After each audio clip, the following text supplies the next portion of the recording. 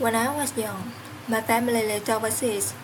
I lived in Indonesia for a few years, and my mother, she didn't have the money to send me where the American kids went to school. But she thought it was important for me to keep up with American education, so decided to teach me extra lessons herself, Monday through Friday. But because I had a good work, the only time she could do it was at 4:30 morning. But whenever I complained, my mother would just give me a look and say, "This is no picnic for me as a pastor." So I know that some of you are still adjusting to being back at school, but I'm here today because I have something important to discuss with you.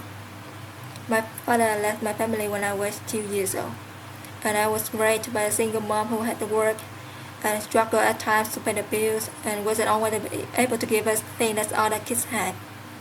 There were times when I admit having a father in my life.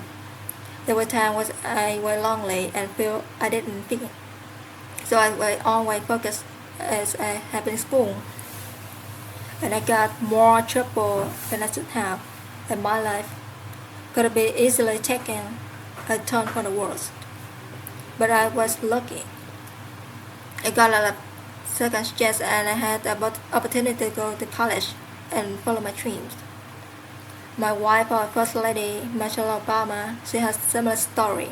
Neither her parents had gone to college and they didn't have a lot of money. But they would work hard and she worked hard that she could go to the best school in this country.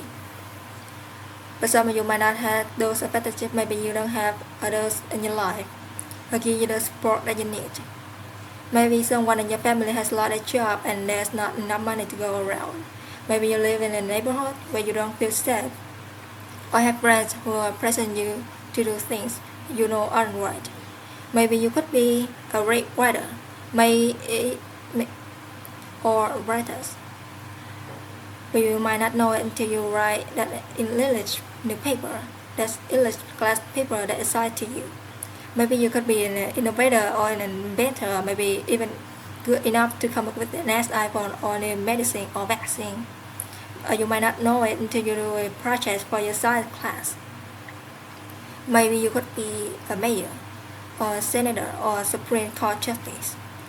But you might not know that until you join a steering government or the debating. And no matter what you want to do with your life, I guarantee that you need an education to do it. You want to be a doctor or teacher or a police officer. You want a nurse or architect or lawyer or member of military. You're gonna need a good education for every single one for their careers. You cannot drop out of school and just drop into a good job. You got train for it and work for it and learn for it. And it's important for your life and your future.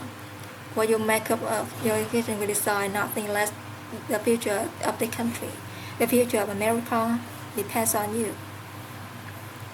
What you're learning at school today will determine whether we as a nation can meet our greatest challenge in the future. You'll need the knowledge and problem solving skills you learn in the science math to cure diseases like cancer or AIDS. You need the insight and critical thinking skills to gain history and social studies to fight poverty and homicide and crime and discrimination, and make a nation more fair and more free. You need the creativity and energy to develop your own class and to be a new community. We need every single one of you to develop your talents and your skills and your intellect so you can help us all solve our most difficult problems. If you don't do that, if you quit on school, you're not just quitting on yourself, you're quitting on your country. I know it's not always easy to do well in school. I know all of you have challenges in your life right now. They can make it hard to focus on your schoolwork. I get it, I know what it's like.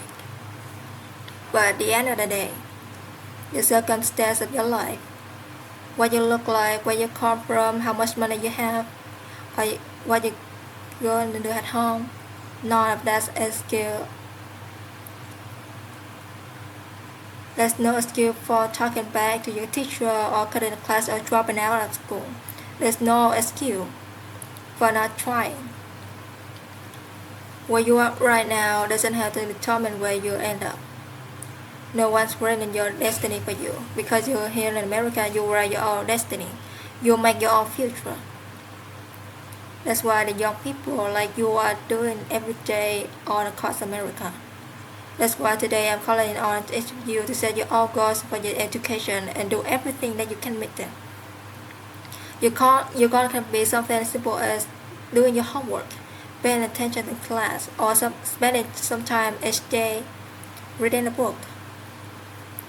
Maybe you all decided to get involved in an extracurricular or volunteer community. Maybe you decided to stand up for kids who are being tested or bullied because of who they are or how they look.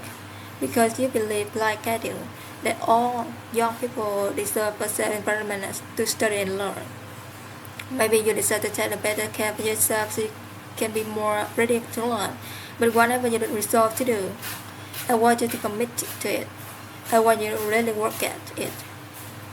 I know that sometimes you get to send some TVs that you can be rich and successful without any hard work. That your ticket is a set is basketball or being a reality in TV star. Chances are you are not able to be it.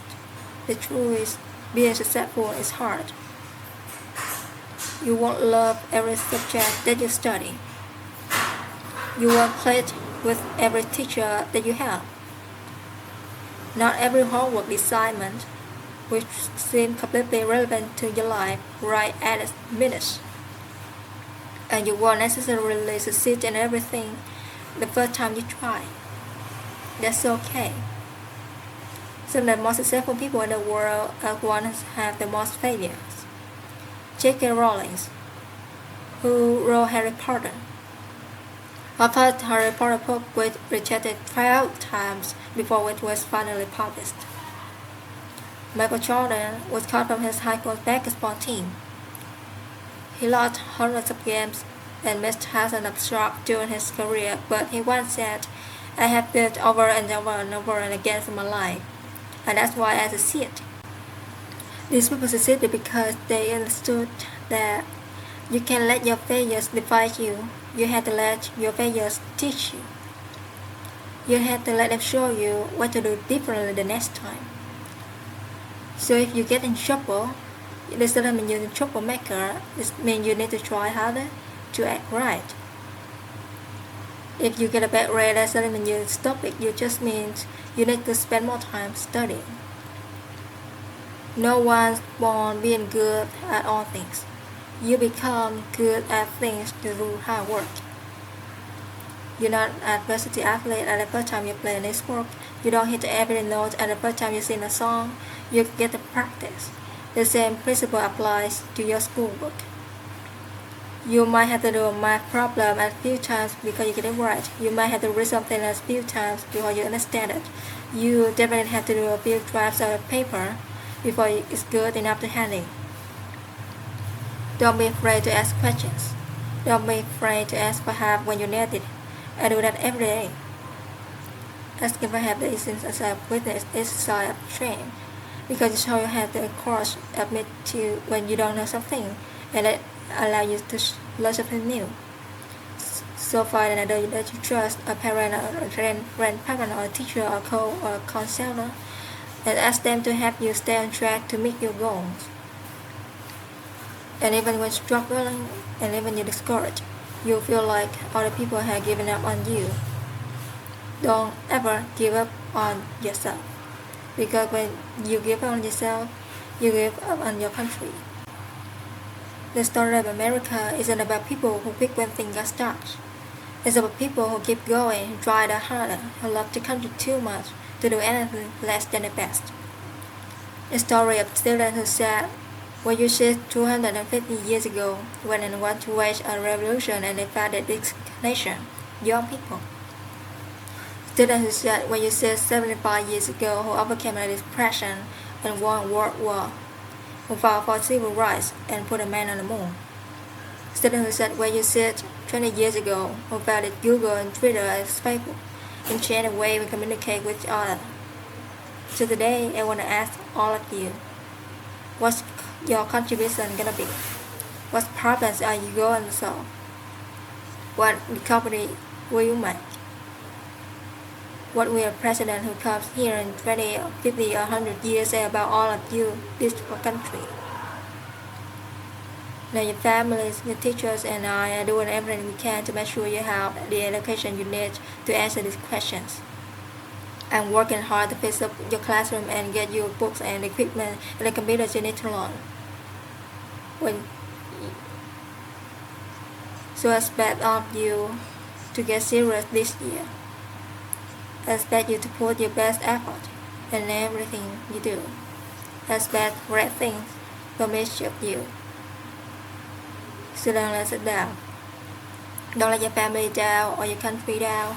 Most of all, don't let yourself down. Make us all proud.